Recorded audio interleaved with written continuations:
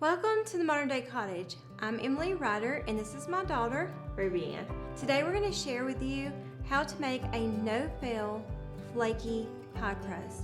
It is absolutely delicious and you will not want to buy store-bought pie crust after you try this simple, quick, and easy recipe. So what you're going to start with is 2.5 cups of all-purpose flour. You want unbleached all-purpose flour. Ruby Ann is going to go ahead and put that in the bowl. And I'm going to go ahead and start grating up the very cold butter. You're going to want to use 10 tablespoons of butter. And this is another tip. You want to grate it up. Use whatever kind of cheese grater that you have. And you want to grate it on the smallest settings or the medium settings, just not real extra large. All right, so you'll want to grate this up. And after you grate it up, another tip, put it in the freezer for 5 minutes or in the refrigerator for up to 20 minutes. So that way you've got a really cold butter to start making your pie crust. So start with very cold butter. And we're going to use very cold water. I've got ice in my water right here in a teacup. Okay, so I'm going to finish grating this up. And we're going to add this to the flour once it sets back into the refrigerator or freezer and gets super cold.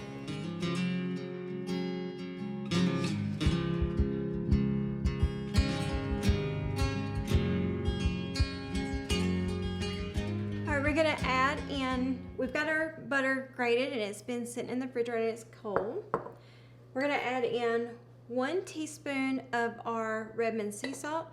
If you're not using salted butter, you want to use 1 1/4 of a teaspoon of salt, but we are using salted butter. We absolutely love using salted butter in our kitchen.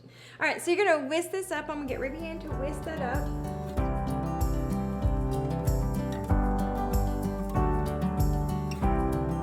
I'm gonna get a butter knife to get out the short end. So we're using lard, 1/4 cup of lard, and 10 tablespoons of butter. All right, so a tip, you want to start out very cold butter, very cold lard. All right, so I'm gonna add the butter first. Okay, so I'm gonna get the 1/4 cup of shortening out. You can use a pastry blender if you want to blend up your shortening and butter, but we have a trick here. So our trick is the lobster claws. So you do this with your fingers in between the butter and the flour. I'm going to demonstrate that now. So I'm going to coat the shortening with the flour first. I'm going to try to break it up into some pieces. Then I'll break it up into some more. Then I'll break it up into more. This is the trick to the very, very flaky pie crust. You're coating the butter you're coating the shortening, and you're going to be coating the butter here in a minute. But I'm going to go ahead and get the butter kind of in maybe nickel-sized, no bigger than nickel-sized pieces. But big is good. I mean, it makes really, such good flaky pie crust. It's going to be phenomenal for your Thanksgiving and Christmas meals. Okay, so I'm going to start breaking up the butter, and I'm going to coat it, just shaking it and kind of. All right, now I'm going to do the lobster claws with it as well. And you don't want to overwork this because you're going to make the butter warm, you're going to make the shortening warm, and it's not going to do its magic thing. Now, if you find that your house is warm and your hands are super warm and this is getting too warm, put it in the refrigerator, then bring it back out and work with it again until you get kind of this consistency. Okay. All right, so I'm gonna wash my hands and we're gonna add in the very, very, very cold water. That is a pro tip of cold water and ice. All right, you wanna start out no more than 6 tablespoons of this cold, very, very cold water. And after the 6 tablespoons, you can end up with about 10 that you have to use, but no more than 10. So there's 1, 2. This can be used for savory dishes too because we're not adding sugar to this pie crust. I'm gonna use a Danish dough hook, but you could use a wooden spoon or a spatula. All right, I'm just gonna work this in the water into the rough, shaggy sand mixture of flour, shortening, and butter. and salt. I'm gonna add in probably just 2 more tablespoons. That's the consistency we're at right now.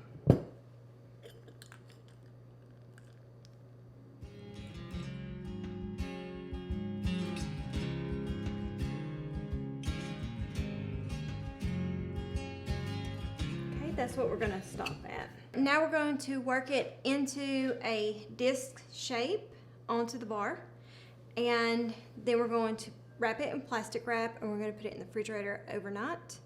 And then tomorrow we're going to divide it and then roll it out for a pie crust. All right, so I'm going to take off the dough hook. And again, if you feel like this is too warm, stick it back in the refrigerator before you move on to this next step of rolling it, not rolling it, but putting it into a disc to let it set in the refrigerator.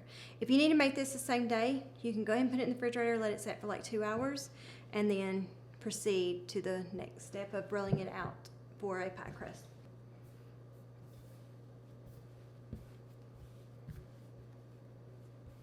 And don't keep adding water to it, because it is going to soak up some of that as it sits in the refrigerator, as it rests.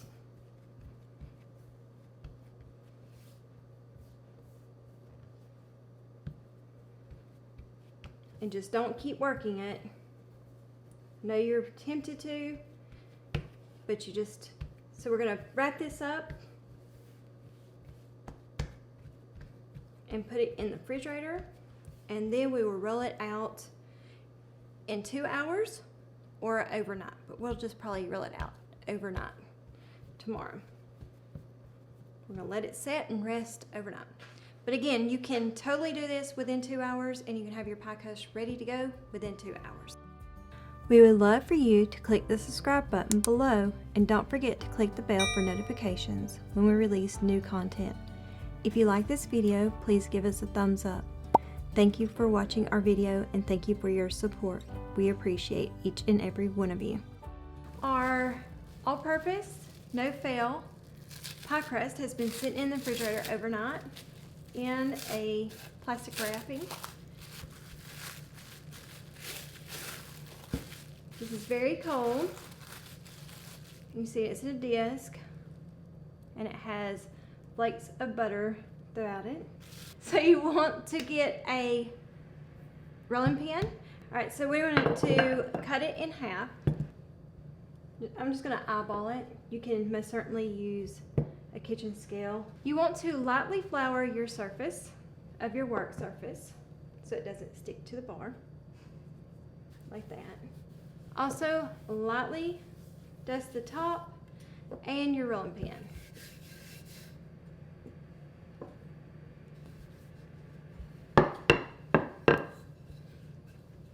You want to roll out to a 12-inch diameter. Keep in mind if it tears, push it together.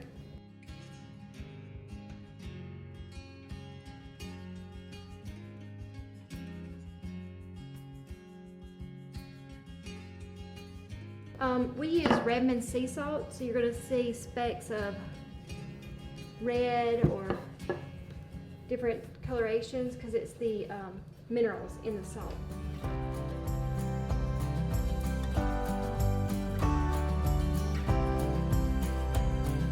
We ended up just using one pie dish because our pie dish was deep and it's a 9.5 inch. So that the recipe only made one pie crust for a deep dish 9.5 inch pan.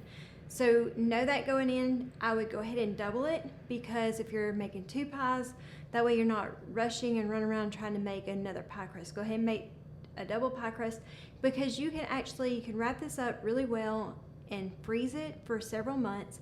So that's another option. So that way if you make it up now, you've got pie crust for Thanksgiving and you've got pie crust for Christmas. And that's another pro tip. Go ahead and make you some, freeze it, and be ready for Christmas.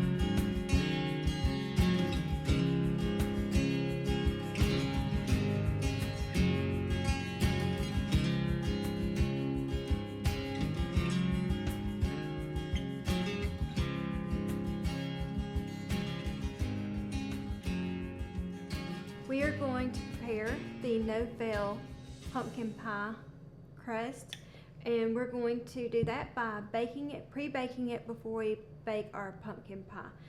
This eliminates a doughy crust, and it levels up your baking skills a whole lot when you go ahead and you pre-bake it takes your baking skills up a notch, because no one will be eating doughy crust this Thanksgiving and Christmas. All right, so what you're going to do is you're going to pierce vent holes on the bottom of your pie crust with a fork, just like that. And then we're going to put our pie weights into the uncooked pie crust with lined with parchment paper.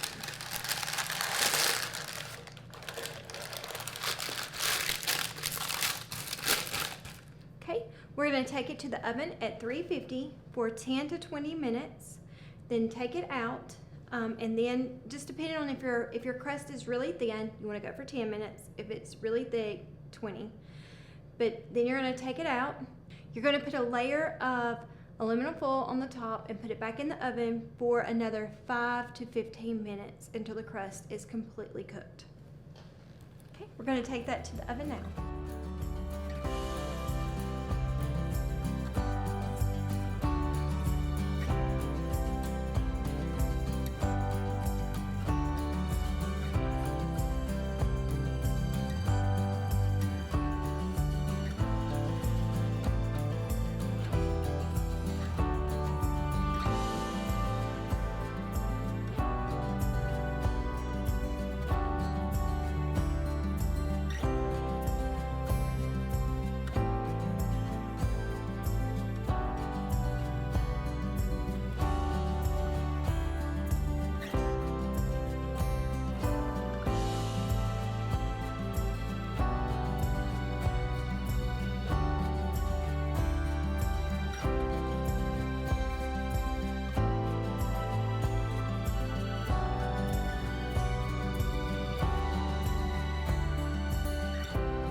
We are affiliate participants. That means the links that we provide, if you click on those and you purchase something, we do earn a small commission, but it comes to no cost to the consumer. Thank you for watching with us today here at the Modern Day Cottage. And as always, we will bring homemade recipes, cottage living, and a cozy home. We'll see you in the next video.